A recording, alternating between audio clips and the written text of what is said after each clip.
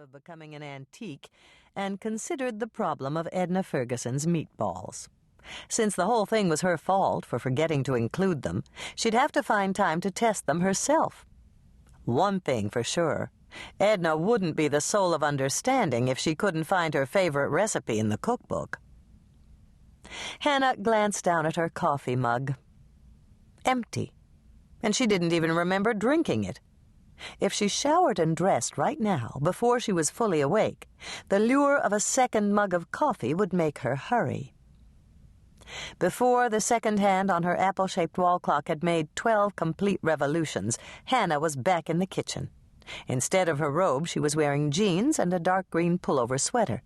Her feet were encased in fur-lined moose-hide boots to stave off the chill of the first cold week in December, and her towel-dried hair was already springing up into a riot of red curls. "Coffee," Hannah breathed, pouring a mug, inhaling the fragrance and taking the first steaming sip, "is almost as good as—" But before she could decide exactly what it was almost as good as, the phone rang. "Mother," Hannah muttered in the same tone she used when she stubbed her toe, but she reached for the phone. To let the answer machine get it would only delay the inevitable. Dolores Swensen was relentless. If she wanted to talk to her eldest daughter, she'd keep on calling until she was successful. "Good morning, Mother." Hannah forced a cheery note into her voice and sank down in a chair. Conversations with Dolores had been known to last as long as an hour. "Good morning, dear. You sound like you got up on the right side of the bed," Dolores replied, matching Hannah's cheery tone and raising her a cliché. "I know this Christmas potluck has been a lot of work for you, and I called to see if there was anything I could do to help."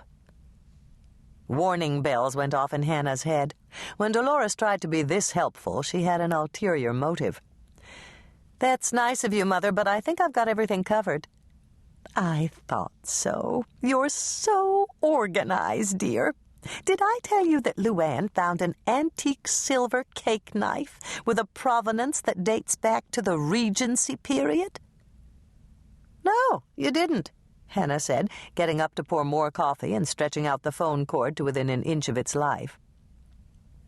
Luann Hanks was Dolores and Carrie's assistant at Granny's Attic, the antique store they'd opened right next to Hannah's bakery, and she was a genius at finding valuable antiques at estate auctions. "I thought you might want to use it tonight. It has a lovely old-fashioned Christmas tree on the handle." "Didn't you say it was Regency?" "That's right, dear." "But I didn't think they had Christmas trees in Regency, England." "They didn't. But don't forget that the Regent's family was German. And since this particular knife was used at court, it's decorated with a German Christmas tree." "I'd love to use it," Hannah said. "It'll fit in perfectly." "That's what I thought. When I showed it to Winthrop last night, he thought it would be appropriate to cut a cake from the period." Hannah frowned at the mention of her mother's significant other. She had no basis in fact, but she had the inkling that Winnie, as her niece Tracy called him, wasn't precisely on the level. She'd asked Norman Rhodes, Carrie's son and the man she occasionally dated, to check Winthrop out on the internet. Norman had done it, but he hadn't found anything shady about the British lord who was visiting Lake Eden for a lark. Hannah pulled herself back to the problem at hand. "I think using the cake knife is a great idea, but as far as I know, no one is bringing a cake made from a Regency recipe."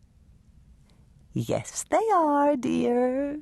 You're forgetting about Lady Hermione's chocolate sunshine cake." "Lady Hermione?" Hannah's voice reached a high note that would have shocked the Jordan High choir director who'd assigned her to the second alto section. "Who's Lady Hermione? You know that's my original recipe." "Of course I do, but there's a slight problem, dear.